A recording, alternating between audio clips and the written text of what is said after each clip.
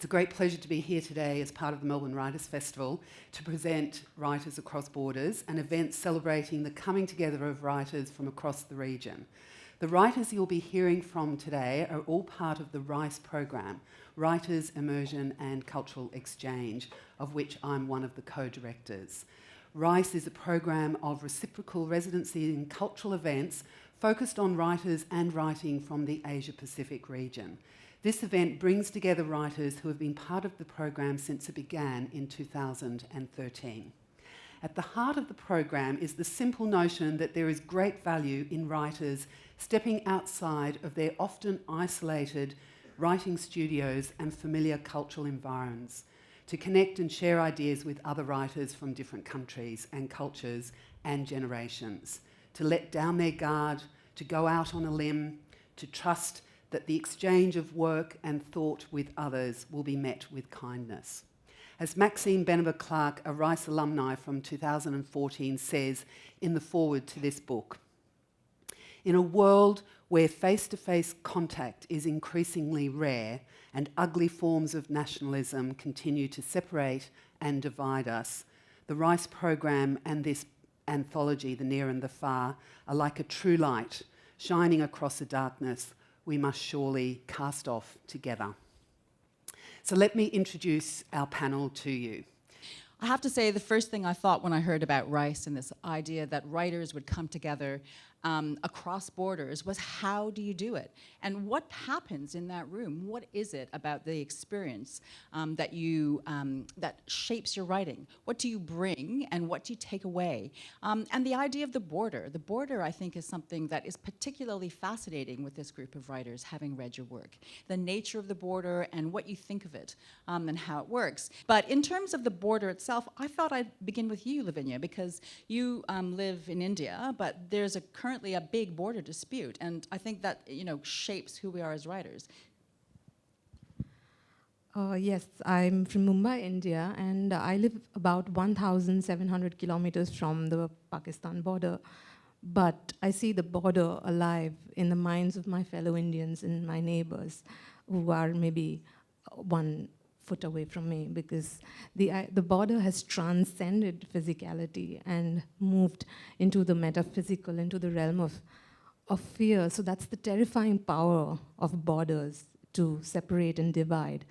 And it's essentially someone's drawn a line in the sand, stuck a flag, and asked you to dislike the person on the other side. And you've created the space, demarcated the space, created binaries of us and them, and the spaces. You project ideologies onto the space, and you project dislike and hatred on the other side of the space.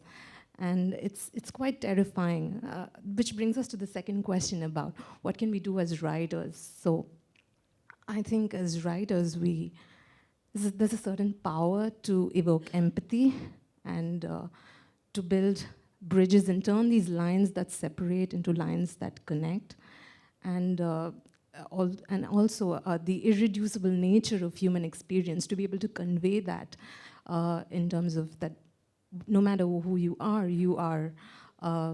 want home, you want belonging, you want community. And what do we take and what do we leave behind? You take with you your life experience, the singularity of what you can, or the agony of being human, the joy of being human. What you leave behind is any arrogance that you might have that of self-importance. So if you're a kind person, there's someone kinder out there. If you are a good person, there's someone better than you. And if you are a horrible person, there's Donald Trump. Yeah. Yeah. Master of the border. Well, that's a really interesting thing, the idea of crossing a border, but also finding the home as you cross borders. So, Michele, I wondered if you could really speak to that. I really enjoyed your play, and I loved the way you kind of identify the borders within Australia, but also the psychological borders as people who, are migrants to Australia. Could you speak a bit to that? So my play Going Down that was on last year, the protagonist in that story, she's a debut writer, and her book hasn't done as well as she expected. So she starts the play in a way, fenced in by borders that have been imposed upon her, but ones that she's internalised as well. And her only solution is to kind of do a big fuck you to the borders and go hard into one of the boxes that she occupies as a very sexual Asian woman. Across the play, we see her in trying to, in a way, interrogate and mount these borders. She kind of pens herself into like ridiculous situations and loses friends, loses her job.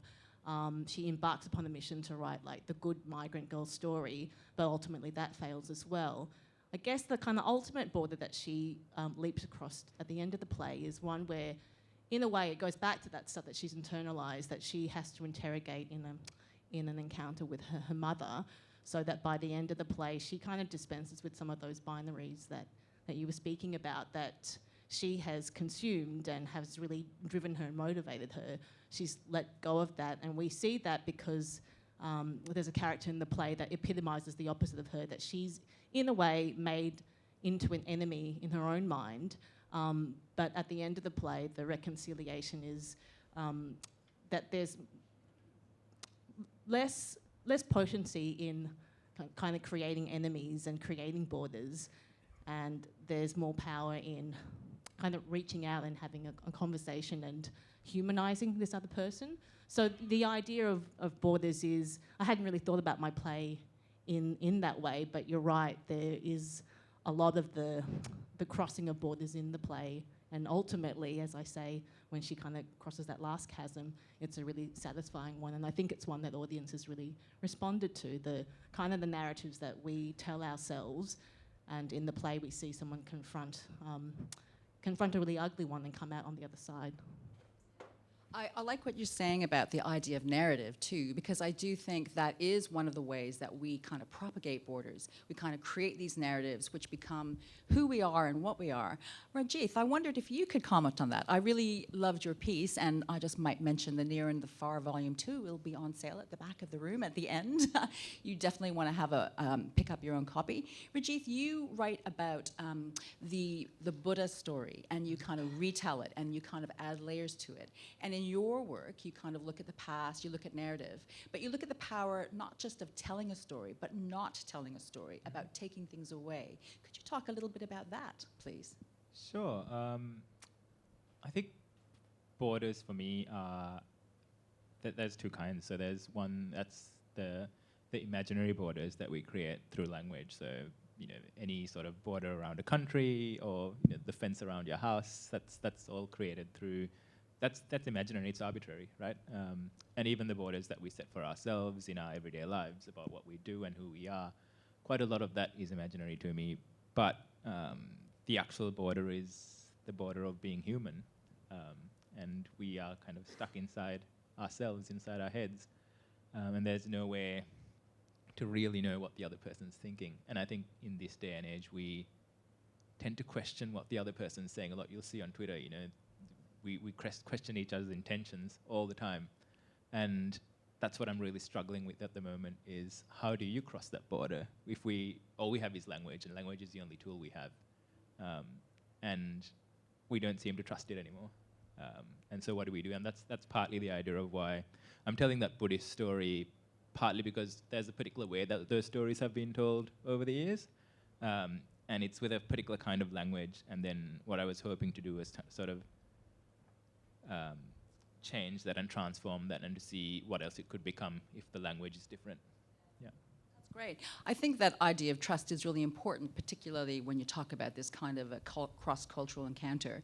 And language, too. I think the basis of our communication, through words is particularly fascinating with this group of people. Alvin, I wanted to pick up on your work here, because your work is very much about the nature of language, but plurality in language, and the Singaporean setting where language is constantly evolving and changing, and there's something like 4 or 5 different languages at play at any moment on a Singaporean street. Could you speak to that, please? So borders are a very interesting thing to think about in Singapore. In a sense, Singapore would not exist without the notion of a border. On August 9, 1965, we became, for the first time in 700 years, separated profoundly from being part of the broader Malay world, which includes Malaysia Indonesia. And of course, it was a political act. We're probably the only sovereign nation to have become independent against our will. And we're still dealing with that, right? Like overnight, suddenly, something that was deeply permeable became a boundary. And culturally, of course, we remain part of that broader world. So the languages we use are very much part of the mix of what has always been, in our part of Southeast Asia, the case. So for the longest time, Bahasa or Malay was the lingua franca. With the British, obviously English entered the mix. All the various Chinese languages and South Asian languages in particular. Overnight, we had to define them in very hard ways. So what came along with the national border was this notion of rigid boxes that we had to belong to. So the entire complexity of Chinese culture was sort of collapsed into mother tongue Chinese. And we were forced to pick like one language, Mandarin, to use as the official language. And all of us all of us of Chinese descent were sort of obliged to learn that one alien Chinese tongue, forsaking our family tongue. So there was a sense of loss. There was a filtering that was going on. Now, in my work, especially more and more recently, I've been thinking about borders not just in terms of them being walls, but also in terms of them being membranes and sort of fluid structures where things pass through. And the lovely thing about something like RICE is it reminds you of how much borders are essentially constructs and how these constructs are crossed and mixed up. I mean, we're physically here because we have passports that allow us to penetrate the borders of Australia. Thank you very much. We flow between us, we share a language, our conversations can move back and forth. And the exploration of those ideas, both at the individual level of being a writer, exploring the different cultures and languages that make up my context, as well as the interaction between who I am as a writer and the world out there, writers between us. I think that's something I've been exploring. Yeah, I love the idea of the permeable border, because as soon as you put up a border, it's there because there is flow. Bernice, your work, one of the things I was particularly taken with in your piece was this line about KL and KL being haunted, and the idea of hauntings and the constant resurgence of the past into the present and the present back into the past. Is that something that you think shapes the idea of the border for you? Who's got the microphone?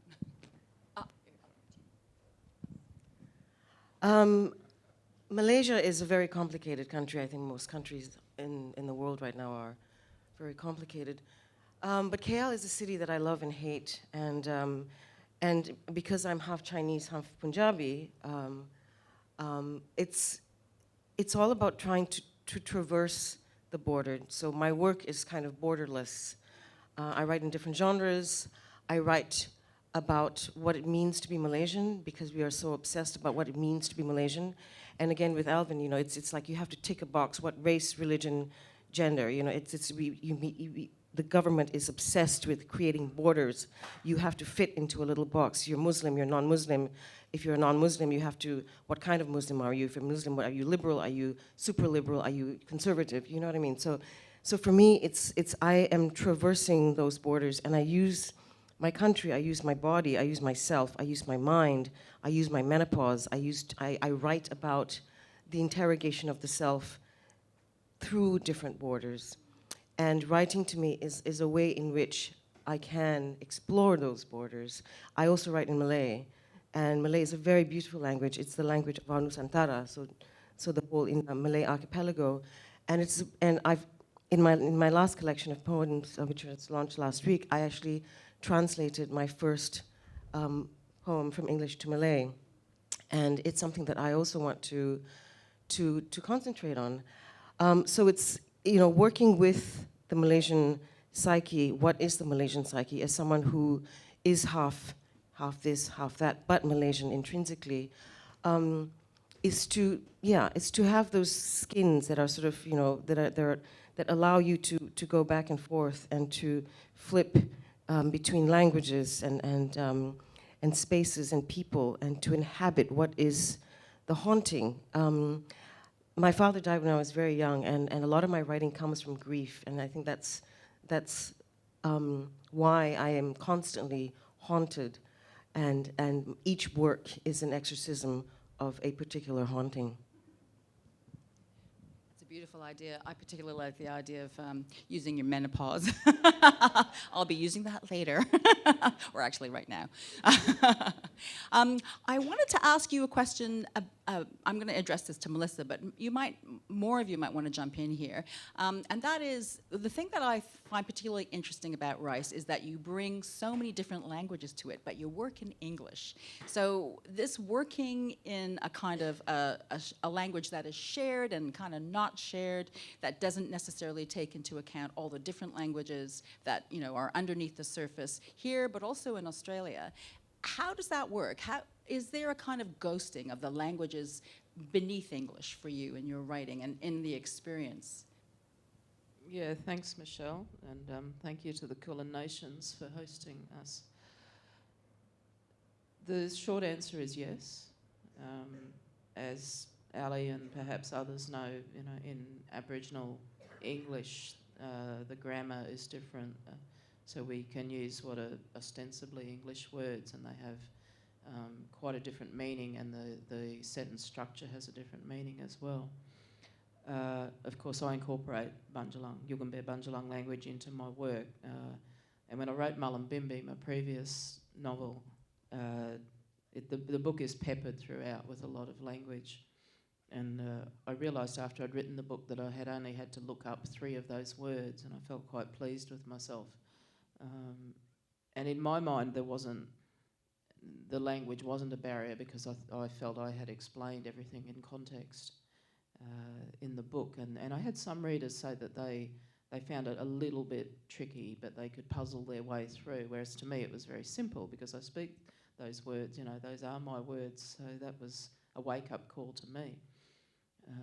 I guess Rajith and I were talking about this question of language before, but just to return to the idea of borders, I can't sit here and talk about borders without thinking about the borders in the minds of the Australian population and the Minister for Home, whatever he is. And the fact that, in a very cruel irony, the Sri Lankan family that is in the process of being deported is apparently sitting on Christmas Island. Christmas Island, and you think about the meaning of the word Christmas in English and what Christ is meant to evoke in English, and this horrible fallacy that our government supports Christian values or Judeo-Christian ethics, and that borders, both imaginary and very real, have got that family in the Kafkaesque situation that they're in. I guess that's my contribution. And to remember Therinica, I think is her name, and to please make your voices heard in outrage at what the imaginary border is doing to that family. Well,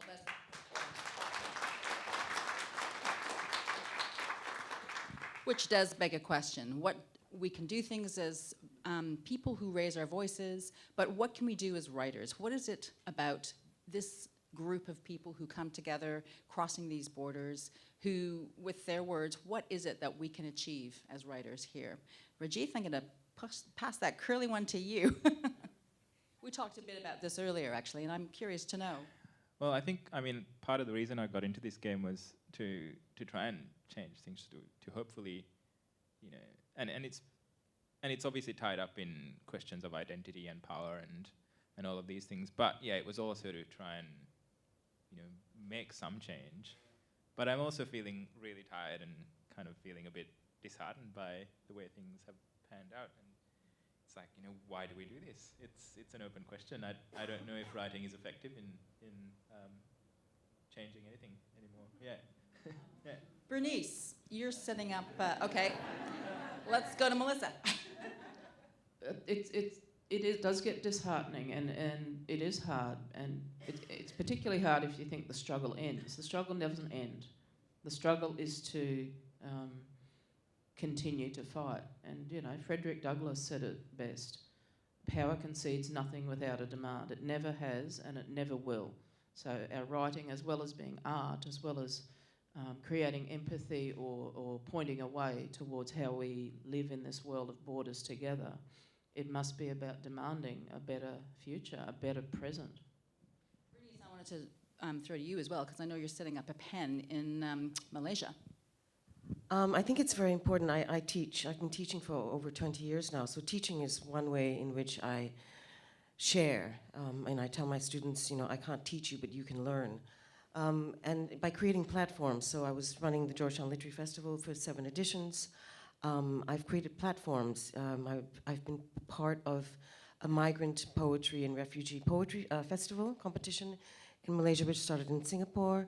And I'm starting PEN because I think that we need to hear the multiplicity of Malaysian voices to create platforms where they can be heard and to especially give platforms to the indigenous people, because we have so many different tribes in Malaysia and over 300 different tribal languages. And it's an, you know, so I think writing is, yes, it's hard and maybe you know, writing a book is hard. It's so hard, but I think it's the ultimate act of faith, you know. I was going to say something, but I forgot now.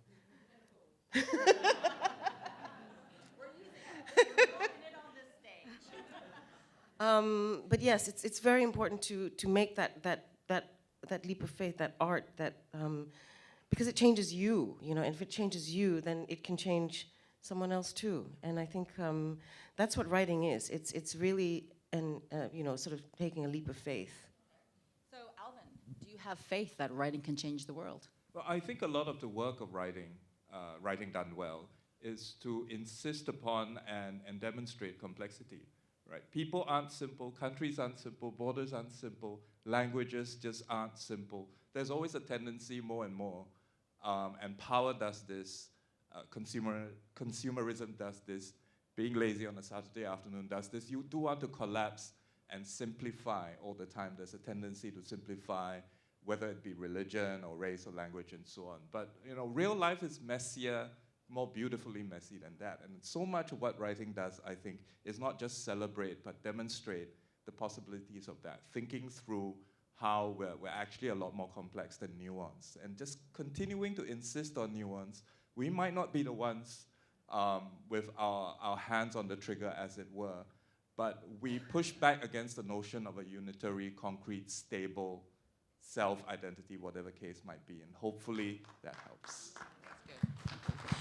Thank you. I want to give you the chance to speak about this, Lavanya, because Lavanya was the one who kind of started this question. She said to me, can we talk about, you know, can you actually do anything with your writing? And as a Kashmiri, somebody observing the Kashmiri conflict, I think you have something to say about this. So I think, yeah, Alvin, I agree with you about how it's all very complex. But when a certain sort of narrow nationalism is being peddled using language as a tool, we can use the same tool. We also have the same tool. And I think we can do it better. Dissent. And dissent is one of the highest forms of patriotism, if you personally ask me. And we can dissent and put out the message that if you truly are a godly person, if you know, if you're talking about Jesus and being Christian and whatever, you'd probably go to the border with blankets and food, which is what godliness was about. I mean, if you really want to look at religion that way. And with Kashmir particularly, it's extremely sad because it's a militarized civil society over the last 6 decades or so. So you open your front door and you have the military presence there. So there's no idea of the normal. The fact that you're so fastidiously holding on to this land through military power and brute strength to protect the idea of border. And you want Kashmir for cartographic intentions, for your maps. But what do the people of Kashmir want? That question somehow goes unanswered and unquestioned. So that's the question I keep putting out every time. So what do the Kashmiris want? So that's what I write about. So what the state wants and what the people want, and can you really hold on to borders against people's will and at the cost of rights? Yeah. Well, Melissa, I would like to hand you for the last word.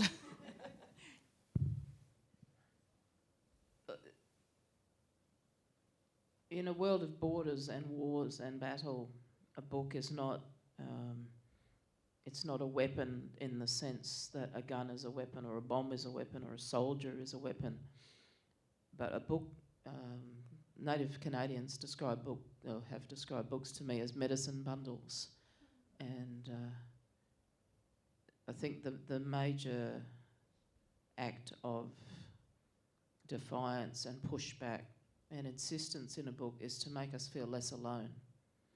You know, if we can find ourselves in a story and know that, yes, other people think this, other people care, other people are outraged, or other people are feeling the way I feel, and to break down that border between me, my little individual, relatively powerless self, and others, I think that's the way books can be effective weapons. And I think that that is a beautiful place to end, because nothing else does community or communion like a book can, and that writing can. So will you please join me in thanking my esteemed panel of writers. So I would like to turn our attention now to the launch of our beautiful book, The Near and the Far, Volume 2. So this is the second volume of stories, essays and poems from writers who have been part of RICE.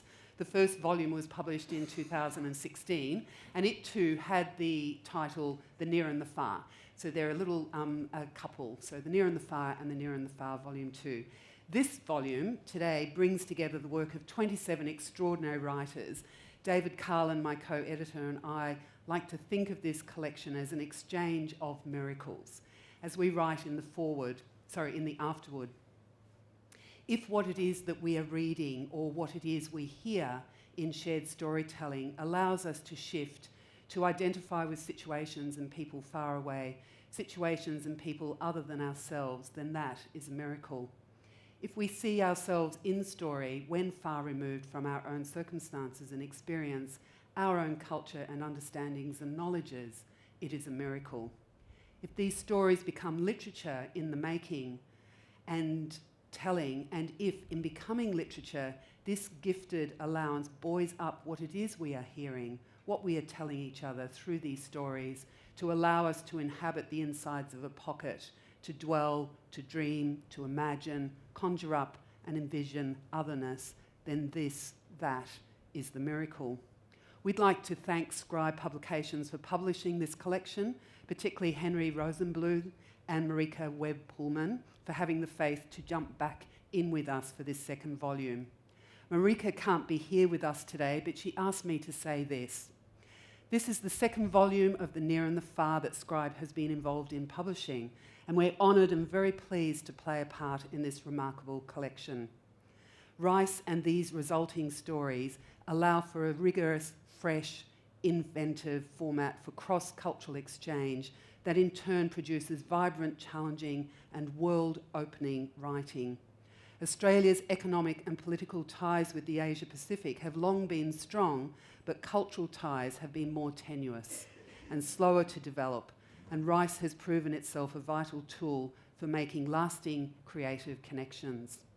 Putting together a diverse range of talented writers who write across genres and forms has once again, in this new collection, produced an energy that only comes from genuine reciprocal exchange, a kind of collective magic. It's exciting to imagine the ways in which the range of styles and subjects within this book will go on to speak to an even wider range of audiences across the Asia-Pacific. Congratulations to all the writers involved, and many thanks to the RICE organisers to make this wonderful collaboration possible. The strength of the work is a testament to the importance of the program, and we are already looking forward to the next opportunity to be part of it. Excellent. We'd also like to thank Tracy O'Shaughnessy, our RMIT colleague and director of the Bowen Street Press, who played and continues to play a crucial role in liaison, coordination, and generally making the possible impossible. Thank you, Tracy. And thanks also to Ian C. for being a superb production editor. Maxine Benaber-Clark writes in the beautiful foreword as well, of which I read a little bit earlier, and we want to thank her for her part. This book, The Near and the Far, is dedicated to Harriet McKnight, who was a RICE Penang Singapore Fellow in 2014.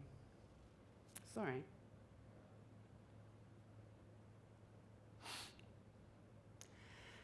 Harriet was an extraordinary young woman, a great writer.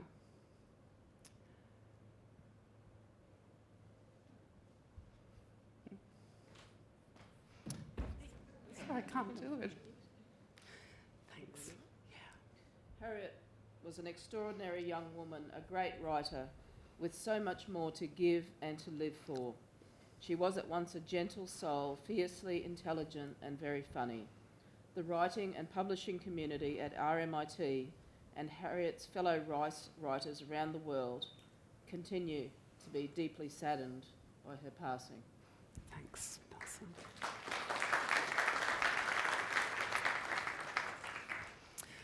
To celebrate this book and these writers, I've now invited 5 of them to share some words with us. So let me introduce you to them.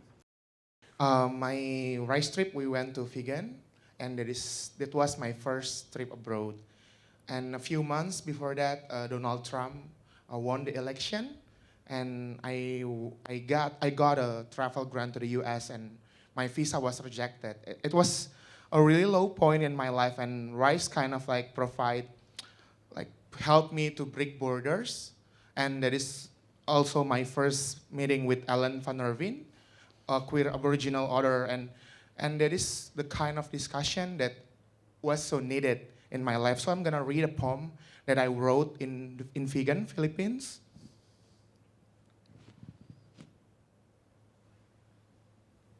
Report on Norman after Vigan, after Marie's Bees. Dear Mr. Peter, so it's a letter to Saint Peter. It's Norman has seen 1 million times, 600,666 times in his life so far. I noticed the last 3 numbers too sinister. He must frustrate the Father once more if he truly aspires to be here. The last time Norman attended a mass was Christmas Eve the previous year.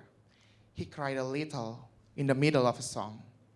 Of course, a confession made to his boyfriend. Long ago, Norman believed that soon enough Jesus would selflessly make him anew. The Christ probably forgot about this. He never sent a memo though. Norman's favorite gospel was John's. He presumed that Jesus dated the evangelist. It's not possible, because Jesus is the Son of God. Now Norman doubts Jesus wants to date anyone. He assumes Jesus needs some space and time for himself. Norman doesn't contribute much to the continuity of Christian songs. He loves early Mariah Carey too. He considers this his fair share. Norman has a gay Muslim friend who ran to India and became a Buddhist monk. That friend sent him a postcard with a yogi on it. Occasionally, Norman spends his evenings staring at the grinning old man. Norman thought visa application was like the book publishing industry, and the US Embassy had first rejection rights. A lady had said to him, "Sir, you've never been to nowhere." Norman was anxious about flying. He was afraid his plan might smash into God. So if you run a fellowship, give it to queer people. The first foreign country Norman paid a visit to was the Philippines. This happened recently. Norman thought it was a joke from Jesus to make him a devout Catholic. He did go to the town's cathedral on his first day there, wondering if this would finally convince him. He ate avocado ice cream on his way back to the hotel. Whenever Norman hears the word devout, he thinks of the word devout. This depresses him. He has struggled to improve his life every single day. He has told his boyfriend, I promise you, from now on, I will improve my life every single day. And he has said to the mirror, I promise you, from now on, I will improve my life every single day. At least he spoke in the first person. Norman has a degree in accounting. He once wrote a story about heaven as an office. His daily tasks were filing unanswered prayers and sorting them alphabetically by the sender's name. He learned the workload for the letter N is alarming. He thought it was including the blackmail ones. Saw them, nobody, nobody, nobody, nobody, nobody, nobody, nobody, nobody, nobody, nobody, nobody, nobody, nobody. Norman is wasting his life reading those whiny poems. He still sees them so typical of him, as liberating and consoling. Often, when Norman reads a book, he thinks that the poet would understand him. And then he just knows the poet's mention is beyond past reach, or the poet is already dead. There's always the phrase opulent sadness from a poem by Maurice Bees hovering in Norman's head. Whenever those bad memories return, Norman takes a full minute to contemplate if his sadness is opulent enough for a poem. He never thinks so, but writes the poem anyway. Why doesn't he just choose to pray? Poetry is the only literary form not reminding Norman of his father. Several times, Norman has tried to write a poem for my father. He has never finished it. Norman is a regular of abandoning poetry workshop. The class is going nowhere because Norman is son of man. Norman now enjoys a late night of writing. That fool. The world he's capturing is diminishing. It's always a new world already every time he finishes his wordy poems. It is some improvement though. In the past, he preferred sleeping and dreaming of a baby blue sky. Thank you.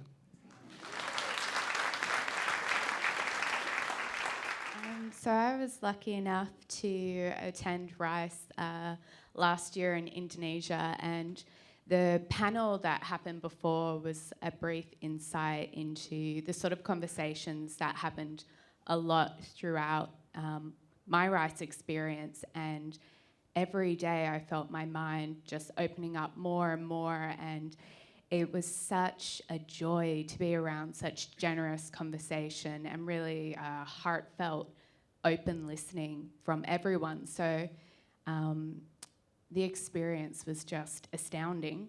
And during that experience, I felt it kind of feed back into my writing immediately. And in the months that followed, I felt there was such a shift in my approach to the work that I was writing, which is a collection of non-fiction essays about deafness. And my work had initially been quite analytical in its approach, mainly critiquing the sort of medical language, but following RICE, it kind of softened and opened up and explored language in general, which hopefully makes it a little bit nicer to read. So this essay, I'll just read the opening part of it, is called Scripta Continua. It's said a writer lives twice, once in the moment, then once again in the retelling. Perhaps a deaf person lives at least half a dozen times, in the anticipation of a conversation, their body taut with a lively alertness, ready to latch on to each sentence, phrase, word, and syllable as it slips through lips. Then living once more in the afterlife or occasional aftershock of conversations, replaying them back and wondering, did I hear that correctly? The earliest meaning of the word conversation is a place where one lives or dwells. The dictionary where I find this etymology insists that this meaning is now obsolete. A more contemporary meaning is something plainer, less inviting, absolved of the communal focus. A conversation is now something to talk about.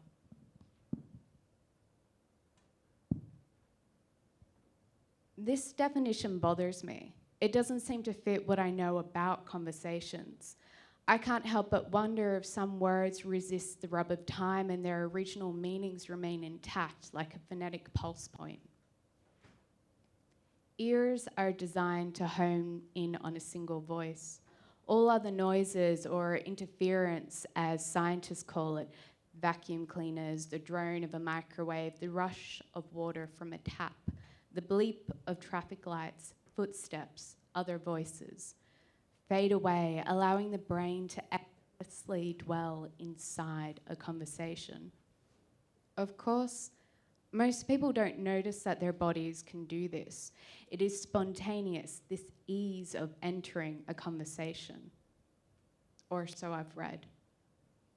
I live in a body that is hearing and deaf, a body that leans backwards to take in a wider sweep of a scene, then twists in towards sound and shape.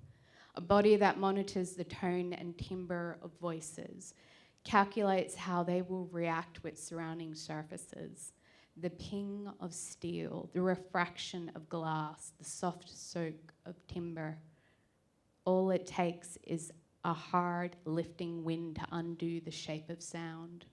I live in a body that harbours a hope for familiar topics so I can piece together the fragments of half-caught syllables. A body that is alert and guessing.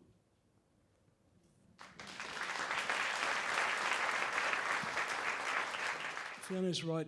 That was an astonishing, wonderful panel, the conversation. It explains exactly why RICE was such an important, one of the finest things I've done in my life. I want to say really quickly that the borders don't go away. I met Norman, I met Daryl, I met Martin, Twin, Stephen. The borders of colonialism, language, power, class, they don't go away, but if there is good faith and the generosity those people showed me, that good faith means you're able to speak through them. And I will forever be grateful for that. I also met Jen, Else and Susie, who are from this place, but they also showed the same generosity to me, and I'm really grateful for that. This piece is a sketch, and I apologise for it. It is really just a sketch because I was working on the novel Damascus. It was up to third draft, and I had taken it with me to the Philippines, but I was there. The conversations we had till the morning. Duterte was in power. Trump was in power. Awful things were happening in this land here. At the same time, I was puzzling, how was it that could we talk to one another? To, some of the people I love most in the world say the most racist thing, say the most homophobic thing. How is it? So I started getting an idea for a next novel, which was about siblings, and siblings who have loved each other, but one of them is right-wing, one of them is left-wing. And that's the next book I want to write. And so, in a way, I feel like I have to apologise because this is a sketch of trying to write in that right-wing voice. But also to say the other thing really quickly is my father had not long passed, and no one had told, I don't think I'd ever realised that anger was also part of grief. So I apologise for the anger in some of this. Oh, is this all right, or am I? Everyone says that I speak louder in Greek than in English. And really, actually, that's one border I really quick. Sorry, I do need to say this. There's the border too of a child and a parent who don't share the same first language, and there's the border too of a child and a parent who don't share the same class. That's also where this story comes from. 3 years ago, his father passed away. 2 years ago, he and Stephen split up. He knows now that these events are not unrelated. 6 months after burying his father, he was at a dinner party hosted by Evelyn and Michele. Simon and Katerina were there, Ben and his boyfriend Arnold, Jacqueline and a new girlfriend Mona. He got too drunk, challenged that captious and conceited Mona when she started talking about toxic masculinity. What about toxic femininity, he countered. What about women's passive aggression and their masochism, always playing the victim? Mona had sternly and triumphantly replied, passive aggression and masochism don't kill people, mate. He tried to apologise, slurring on his words, mortified that he had been misunderstood. My father was a good man, he pitifully offered. She had sneered at that. I'm sure he was. He wanted to punch her face in. I'm tired, Stephen said simply the next morning. I'm tired of your rage and I'm tired of your drinking. 3 months later, he was single, after 19 years. He knows he fucked it up. He knows he is to blame for the relationship ending. Stephen kept their old circle of friends. It's a relief, not having to feign interest in their endless whining about how awful the academy now was, their dispiriting and impotent fury at the antics of the imbecile American president. It's a relief, the one relief he felt after the breakup, those long months, that long year of mourning. His father was a good man. Stephen is a good man. The long years of mourning.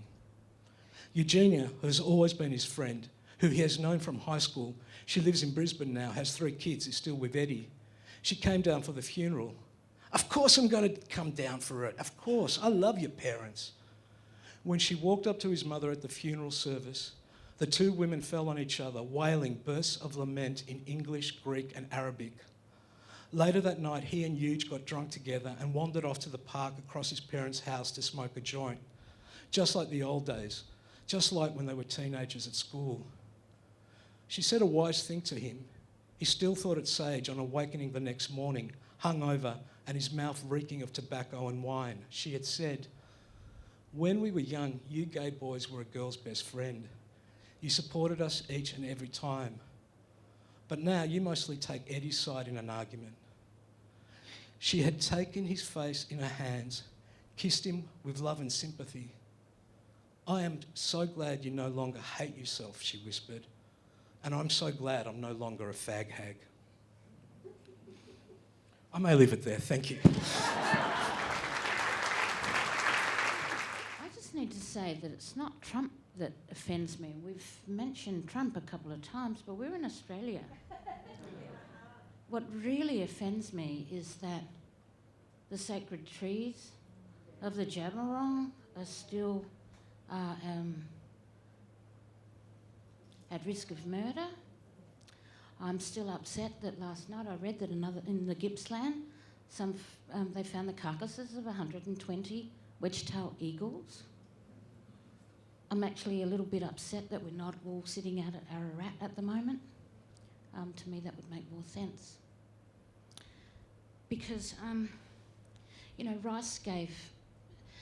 You've heard that the collective of RICE is a wonderful thing. I'm just walking up from the motel to the green room this morning with Melissa and Lavanya. We were talking about the special privilege of being able to share our writing in a really intimate and respectful space, and that RICE gives us as writers a confidence that we can't create by ourselves. And we've seen the effect of the passing of a young person that was involved in RICE. But I know, because there's someone in the audience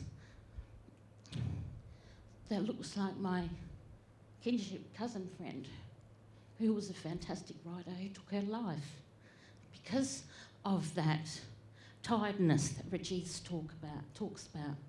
And I've felt that. And why do I have to go overseas to get a relief from that? RICE is the only place that has offered me a residence to actually share that on my country, Aboriginal country.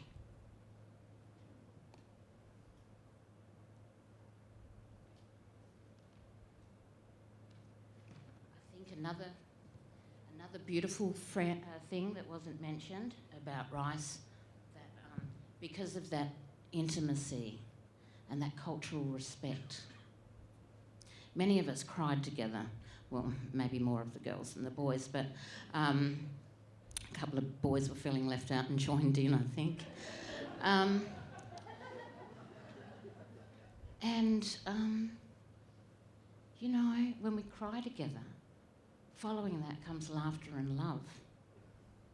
And if the world cried together, if we really remembered about the people power and not let these governments just stride across our hopes, squashing our hopes, our tears could put out the bushfires. It's a people power world, and we've handed it over to the enemy.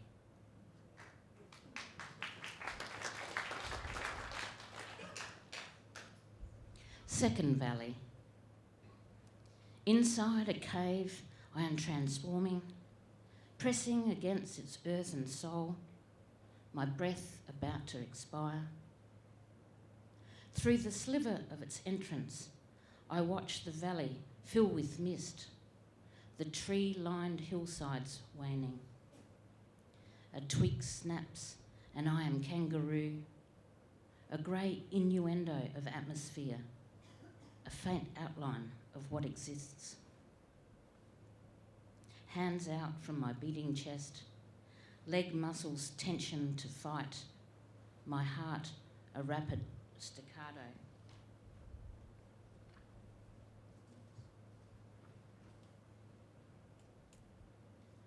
An immediate statue of listening, eyes and ears tune as one, horizons reducing to memory. My heart beats loud and louder, amplifying over treetop songs. A single owl hoots nearby.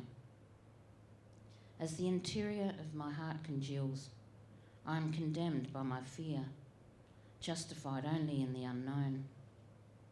My body is shifting to crucifix, and though rigid against the clay, only my handprint remains. My poem in this book is a summary poem. It summarizes one stanza each for the 26 amazing writers that are in this book. But it makes no sense unless you've read the book, so I'm not going to read it. But instead, I'll read something else that I just wrote. I'm a lifelong career bureaucrat, so whenever I'm in a meeting of amazing poetic minds like this, I feel like someone has to take minutes. And so these are the minutes of the conversation that went before. I missed this part out, but I got the writers in the front. So for this bit, you can read the book. The near and the far. How do you come together across borders? What do you take away? What do you bring to the land of people come and gone before us? Listen, do you hear the writers sing? Lavanya sees borders growing in the minds of her fellow Indians and the ones across the line. How to build a bridge with nothing to say for it, or to build a wall and make the other side pay for it. Michele says, fuck the borders, kick them out, interrogate them, embark in occupation to consume the binaries and shit them out until they learn to have a conversation. Rajith traverses borders, real, imagined, questioning your intentions to cross the rough frontiers of human minds of have and having. If all we have is words, are they enough? Alvin describes having freedom forced upon us, an island trapped in regional symbiosis. We pulped the old trees into rigid boxes, but we dream of fluid membranes of osmosis. Don't bother Bernice with your bordersomeness, your classification and your redistriction. Malaysian menopause is coming for us. When the edges rub, well, fire comes from friction. Melissa knows how language distinguishes. A Christmas Island family lives unheard. When the martyred languages haunt our Englishes, will you say to yourself, these are my words? Why do we do this? Poetry happens nothing. Dishearten, harden, struggle seeming endless. Power concedes nothing, demanded something. At least the pen is mightier than the penless. Language isn't simple. Real life is a mess. Insist on nuance from those who pull the trigger. The dissenter is a patriot. They are bigger than the monolith. Make the monolith confess. In a world of borders, war, and battle, the book is no mere weapon like a gun. Rather, a book is like a medicine bundle. Keep them, share them. Insist on reading one. Thank you.